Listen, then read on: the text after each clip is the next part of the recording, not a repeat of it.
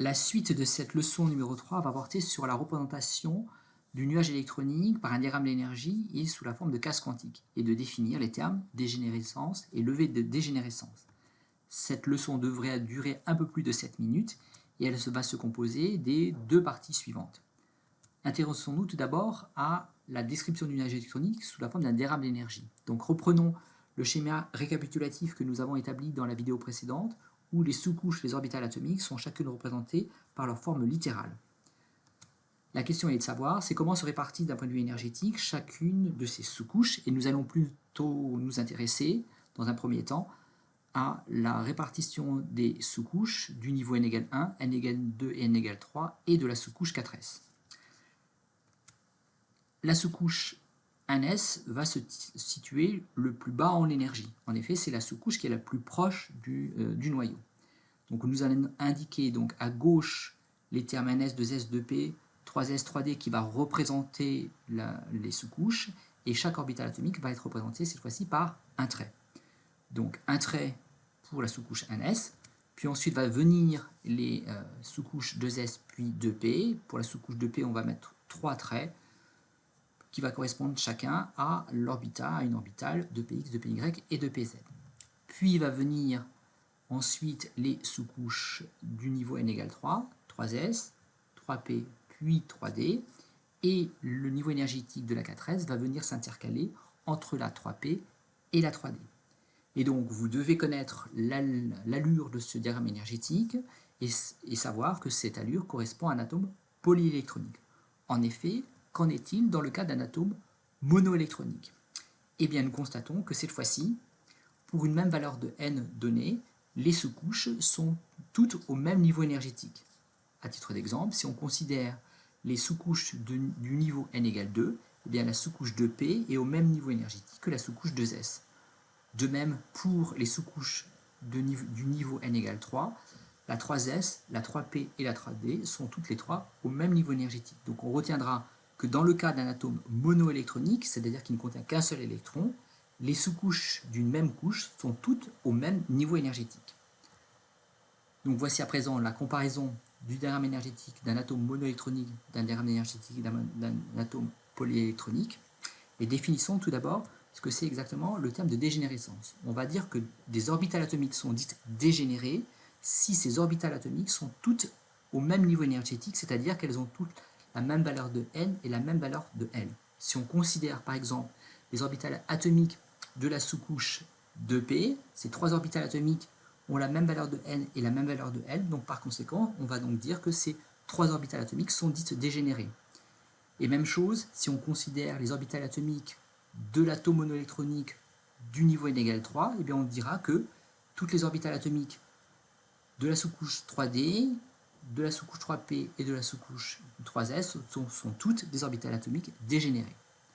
Maintenant, comparant le diagramme de l'atome monoélectronique à celui de l'atome polyélectronique, et en particulier pour le niveau énergétique n égale 3. Donc nous constatons que nous passons d'une configuration énergétique où les trois sous-couches 3s, 3p, 3d dans l'atome monoélectronique qui était au même niveau énergétique vont être cette fois-ci dans un atome polyélectronique à trois valeurs énergétiques différentes, 3s, puis 3p, puis 3d.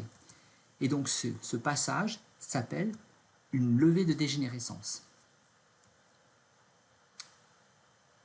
Donc sur le diagramme énergétique que nous venons de représenter, nous avons représenté les orbitales atomiques par des traits.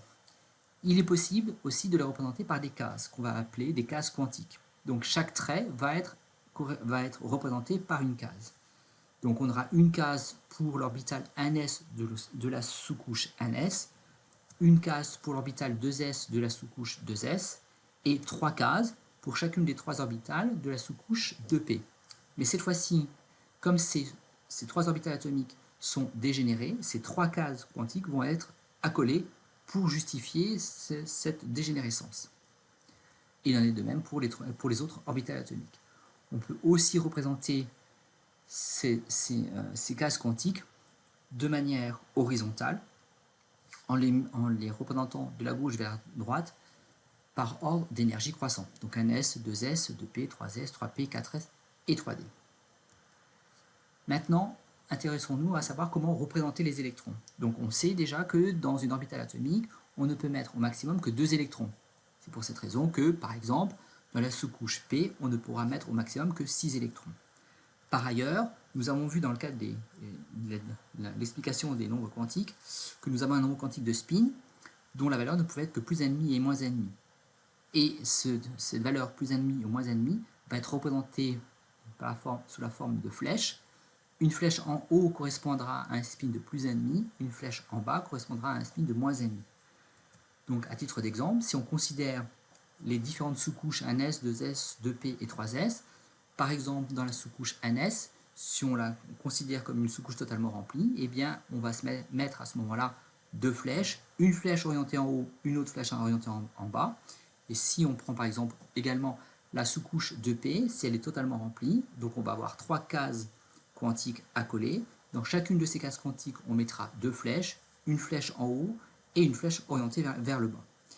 À noter également que nous indiquons en exposant un nombre qui correspond au nombre total d'électrons qu'il y a dans la sous-couche.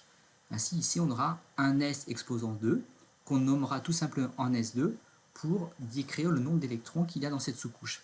Pareil, pour la sous-couche 2P, on va mettre 2P exposant 6, qu'on va dénommer tout simplement 2P6, pour indiquer qu'on a 6 électrons dans cette sous-couche. Donc vous êtes maintenant capable de représenter, d'identifier les différences entre un diagramme d'énergie d'un atome poly et monoélectronique et d'expliquer les termes de dégénérescence et de levée de dégénérescence. La prochaine leçon portera sur les règles de remplissage électronique du nuage électronique.